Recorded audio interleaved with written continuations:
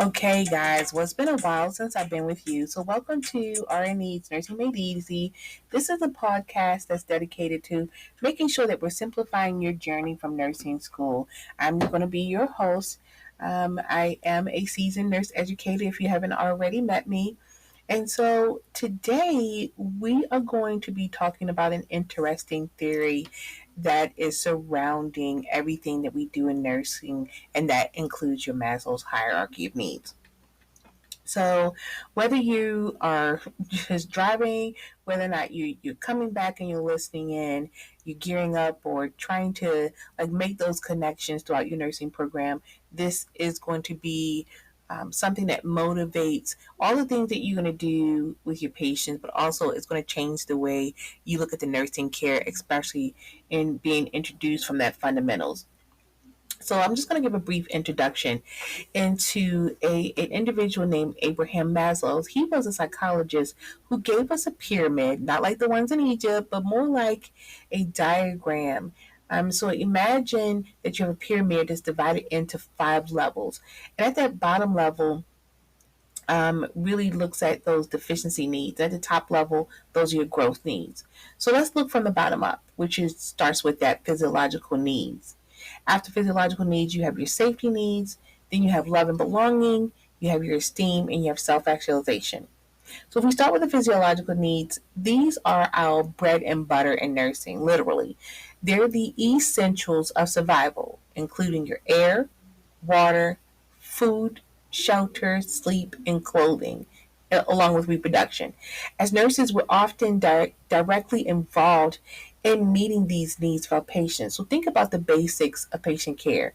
So administering medications, providing nutrition, ensuring that they have enough oxygen, helping them rest, and maintaining their temperature. And why do we start here? I think the reason why we start here is because there is nothing more valuable that we can do with our patient if our patient isn't alive. And these are those things that help sustain it. Moving up, we find safety needs.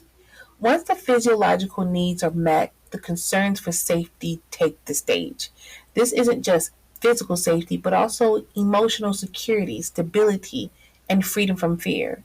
In that hospital, it is our job to ensure safety to prevent falls, reduce the risk of infections, and create a predictable environment for our patients.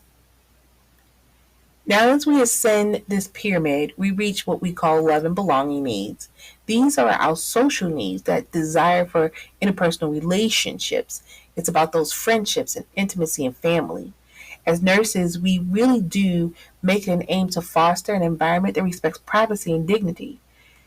In the same, we also encourage and facilitate visits by their loved ones. And for those who are isolated, we become that source of human connection for them. Next, as we move on to our esteem needs, we work hard to help encompass some self-esteem, respect. We assist that with that status, that recognition, that strength and freedom. In nursing, this translates into us empowering our patients, respecting their autonomy, and that autonomy is that ability for them to make decisions for themselves and decide for themselves, and then celebrate those small victories on their road to recovery. At the end of at that pinnacle of your Maslow's pyramid, we have self-actualization needs. Now, this is the desire to become the most and I think the most effective. For our patient, it might mean returning to work. It could be caring for their families or simply walking again after an injury. For us as nurses, it's about reaching our potential in our practice and career. So, why does this all matter to you as a nursing student? Because understanding these needs guide our priorities in patient care. It helps us to develop these care plans. It helps us recognize the patient's immediate concerns and then um, empathize with them from where they're coming from, their perspective. And it's not just about our patients, it's also about us, recognizing our own needs so that we can be effective caregivers. So before we wrap up, here's a little food for thought. Maslow's pyramid isn't rigid, it's fluid. Patients may move up and down this hierarchy, and sometimes their needs overlap.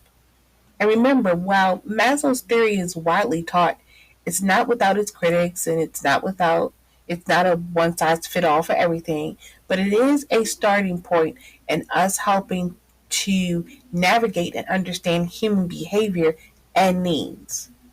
All right. Well, I hope that you guys enjoyed this. This wraps up a little bit of what we were talking about for Maslow's hierarchy of need and how it applies to nursing practice.